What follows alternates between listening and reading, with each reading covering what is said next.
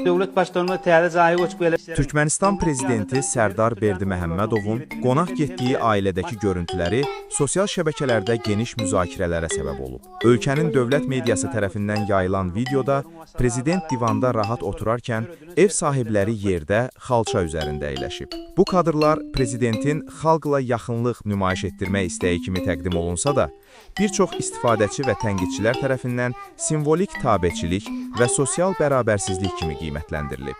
Görüntülər Türkmenistanda hakimiyyətin avtoritar xarakterini və vətəndaşların prezident qarşısında aşağı mövqeydə olduğunu vurğulayır.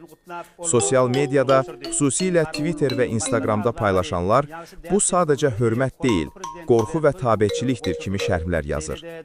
Bu hadisə Türkmenistanın qapalı rejimi və prezident ailəsinin, yəni ata-oğul Berdiməhəmmədovların hakimiyyətini yenidən diqqət mərkəzinə gətirib.